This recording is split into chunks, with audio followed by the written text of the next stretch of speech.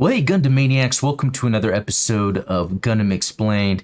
In this episode, we're going to look at the most obscure Gundams. Gundam, what is it? Is that plural? Is it like ninja? Ninjas, but it's ninja? So yeah, the top most obscure Gundam that I could find. Shout out to Lord Talos Mobius for helping me do this research. He knows obscure Gundam. He was able to help me out with it. And they're pretty weird. I got to tell you, there's some things on here that I wouldn't even call a Gundam. That's a whole other video for a whole other time. Actually, it's probably a previous podcast with Steven where we talked about that. But after I go through these, I'm curious what you think is the most obscure out of them, and let me know in the comments, or if there's maybe a very obscure Gundam we don't mention here. Yeah, let us know below in the comments as well. But before we get started, if you haven't, please subscribe. If you think this is a cool video, give it a like. Check the links in the description for ways you can support the channel. And also check out our Discord. We have a lot of fun there. But let's get started. All right, speaking of ninja, here's the Hidden Shadow of G. Shout out to Rogue New Type. He pointed this out to me the other day. I mean, the idea of a ninja Gundam is pretty badass, but one that looks the way this looks is pretty sick, I gotta say. The Hidden Shadow of G, or simply G, which that's a G thing to have a name like that. It's a mobile suit from the Universal Century timeline and appears in the manga Mobile Suit Gundam side story, Hidden Shadow of G. And remember, when it comes to something that's part of Universal Century, which I think most of these are, the manga is sort of its own timeline, so it doesn't mean everything is connected, but it's just interesting what if myths or stories that could happen within Universal Century. So this is developed from a RX-78-3G3 Gundam and developed into a Bio Gundam. That sounds pretty obscure. Maybe we'll get to that. A mobile ninja based on the RX-78-3G3 Gundam. To increase mobility, the outer armor has been simplified and repainted black and white. A special heart sensor system is installed in the cockpit, which allows for a panoramic monitor view by utilizing the magic 9 kanji. It's got beam saber, a sword, makes sense. Blow arrow? I don't know about that. Shuriken, Minovsky's smoke bomb. Now that's pretty awesome. Nunchaku. So that's awesome as well. But the Minovsky smoke bomb, just the idea of how the Minovsky technology works in the Gundam Universal Century universe anyway, that just makes sense. That's pretty awesome. And it's got a whole history here to it. Pretty cool stuff. I might have to check out this story, this manga, because that looks sick. I like how all ninja-fied it is.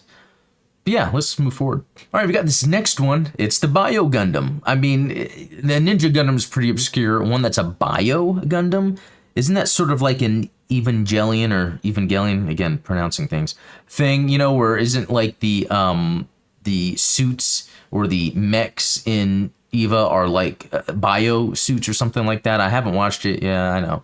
But look at that. It like how it has that kind of alien-like bio-organic look on it, but it has like spikes on the shoulders. That's really cool.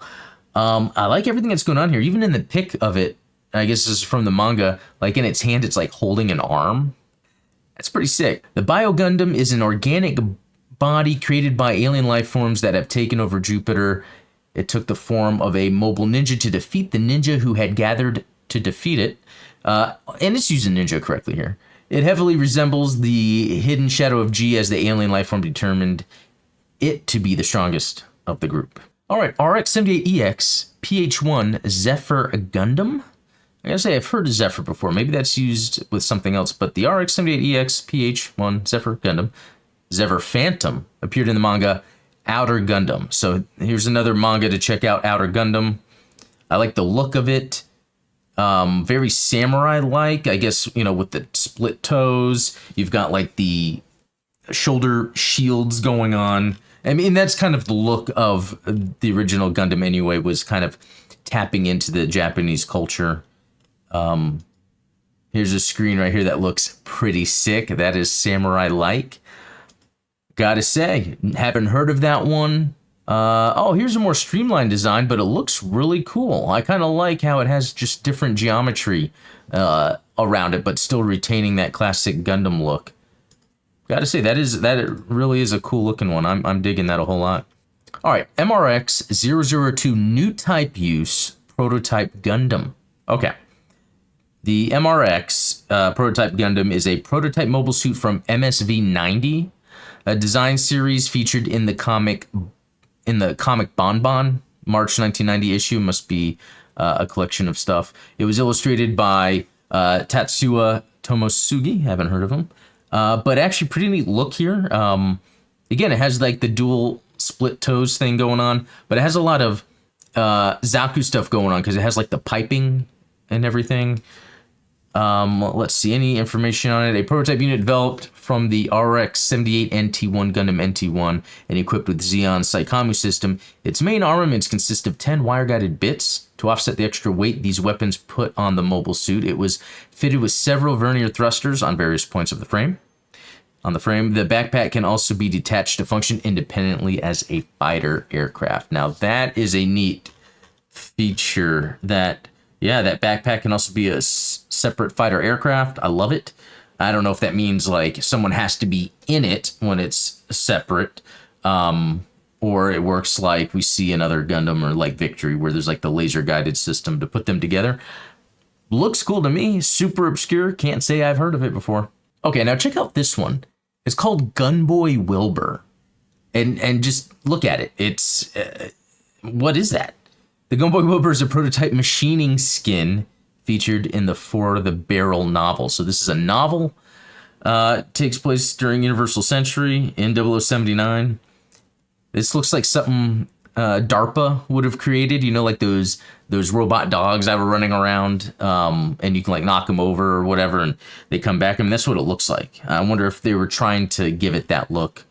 A prototype humanoid weapon developed by the Earth Federation forces. Its limbs are designed in the shape of Elon's pendulum, with an emphasis on mobility even in outer space. The Gunboy Wilbur's head is movable, and the chest protrudes from the back. The Gunboy Wilbur primarily moves in outer space with two main nozzles. The reactor is housed inside the back, overhanging behind it, and is directly connected to each of the main nozzles. When walking on surfaces, the toes transform and touch the ground. Both hands are four-finger manipulators. The Gunboy Wilbur is also referred to as albino due to its pure white body color and camera eye that emits a red light. That is something and rather scary.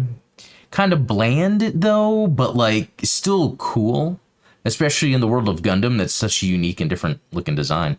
All right, here we go. The Gundam Deforters. I don't know if that's a word I've just never heard of, or this is, again, another made-up Gundam word.